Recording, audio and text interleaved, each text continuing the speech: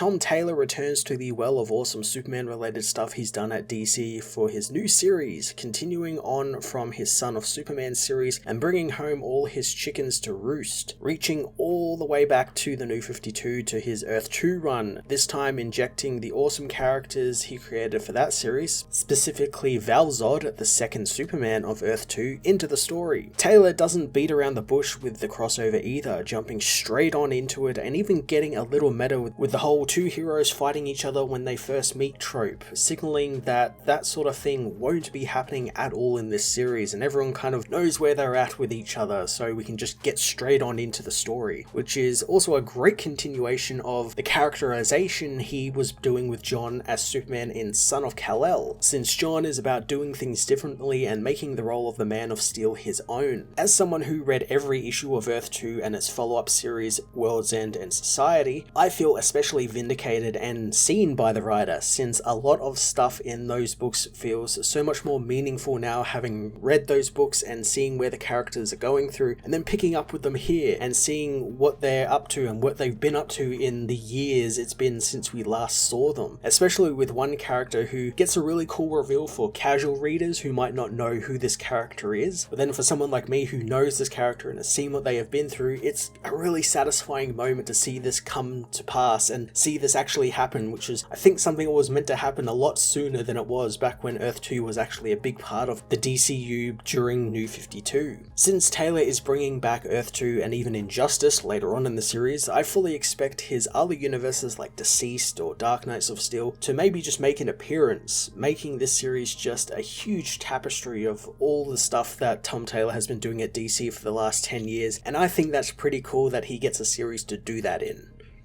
Clayton Henry rejoins Taylor for some more fantastic artwork, and I loved all his chaotic and fast-paced action peppered throughout the issue as Superman deals with satellites falling from the sky. And I love that Henry also did a homage to Superman the movie and Superman's Secret Origin with Val-Zod's appearance, with him catching the satellite and just nearly saying hi to Superman. I thought that was a really nice touch, and I love just seeing Val-Zod's blue and white costume again, and it just pops against the darker yellow and browns of the backgrounds and just makes him stand out from the usual Superman, which I really like.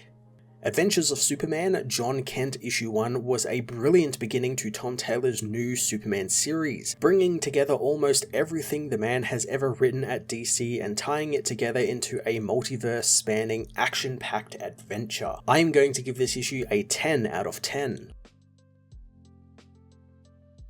The Adventures of Superman, John Kent issue 1 heads to one of the many worlds in the multiverse, where a beaten Superman uses his super hearing to hear his attacker, who is glad that his powers are still active enough to hear, asking if the hero wants to run. Superman refuses to escape as Ultraman attacks, knowing that the Men of Steel never run. Ultraman bests the hero, demanding he say his last word. Superman weakly calls to Lois as Ultraman says that it's always the same last word, killing Superman with his heat vision, before promptly leaving the universe to go and kill the next Superman, as on Earth-0, John comments about how he's now able to walk through the city without anyone taking pictures or watching him, finding it quite weird, and this is about as free as he's ever been. Jay, on the other hand, has to hide his identity after being outed by Gossamer, feigning happiness for John. He is glad that John is getting to have his privacy though, and he can live with just being the boyfriend of Superman. Jay spots a shooting star in the sky above, but John, using his telescopic vision, knows it's not a shooting star, and he must deal with it since his family are all off-world right now. Jay thinks that this is a job for him as Superman speeds into the sky, contacting Oracle and asking Barbara to call in the Titans since the sky is falling. Barb tells John that Lord Industries has just sent out an alert that all of their near-Earth comm systems were hacked and their satellites are being brought out of orbit. Superman can see them falling across Earth with only 5 minutes at most before they all come down. The hero begins smashing up the satellites so they burn up upon entry, clearing each continent of danger. John spots more dropping over Europe and Asia as well as the people watching on the ground who need Superman to save them. John thinks that he's not fast enough though, as something begins to happen to him. He finds a power building up behind his eyes and inside his body, something that he has felt before, but then it just stops as someone asks if John can hear them, wanting the hero to know that they are coming. Oracle tells Superman that the satellites over Asia are all disappearing like someone is taking them out, vaporizing the debris before it reaches the ground. ground. Superman continues to destroy the satellites as Oracle tells him whatever was destroying the satellites in Asia now is on a collision course for him. John focuses and heads for the last satellite but stops in his tracks. Oracle asks what he sees as John comes face to face with Val Zod, the Superman of Earth-2. Val says hi, knowing that John had this covered but he was already there so he took care of it for him. He shakes John's hand, introducing himself as Val Zod, which gives John pause. Val knows that the name Zod is going to be problematic for him, wanting to talk with the hero away from prying eyes in the sky. The Superman head into the sky and Val thanks John for not jumping to conclusions and attacking him. John tells him that he's not really that type of hero, thinking that those heroes fighting heroes over a mistaken identity fights are embarrassing and it reflects poorly on them. And besides, Val helped save the Earth, so he should at least listen to what the hero has to say. John can already tell that Val is from another universe, noting the small molecular changes in Val, and he's been trapped in an alternate universe before. Val apologizes for that, telling Superman what he has to say will be difficult to hear and believe, but there is someone on this Earth who can vouch for him, and he sent a friend to find him and meet them at the Kent farm. The Supermen meet with Mr. Terrific, Lois, and the Earth-2 Red Tornado on the Kent farm. Val hugs Michael, glad to see his old friend after all of this time. Michael asks what the deal with the satellites was, but Val thinks it was just some corporate sabotage by one of Lord's competitors, thinking maybe Luther did it. John tells him that he's in jail, but Lois knows that won't stop Lex, wanting all of this explained to her. Val wants Michael to tell Lois and John who he is, so Mr. Terrific fills Lois and John in on the Superman and Red Tornado of Earth-2, some of the finest heroes he has ever known. Lois invites them all inside, where Val tells John that his father is in danger. Red Tornado reveals that Kal-Els across the multiverse are being killed off by the evil Ultraman, a name John knows well as he tells the heroes that Ultraman was the one who trapped him on his Earth for a long time, robbing him and his parents of his childhood. Red Tornado tells Lois that she wants John to come with them and to fight Ultraman with them, but Lois tells her that the villain tortured her son. However, Red Tornado reveals that Ultraman has a device that is tuned to Kal-Els and it will weaken them at a cellular level, and he will eventually come to Earth-Zero and kill this Clark, and the grief will almost destroy Lois. Lois knows that Val has been watching them and he came when Clark was away, and Val doesn't deny it, since Cal would never allow his son to go in his place, and he would insist he go, and if that happened, he would die just like how the Earth-2 Kal-El died. Val tells the heroes that when Cal dies, it's not long after that the world he protected dies as well. Red Tornado says that she's experienced losing her Earth, and she wasn't always like this, since she also lost her Clark as well. Lois asks who Red Tornado is, learning from the hero that she was once the Earth-2 Lois Lane, and she needs their help since 1,000 Clark Kents are in danger, and knowing what Ultraman did to John, she would never ask this if so much wasn't on the line, and Superman needs to step into the multiverse and face his monster.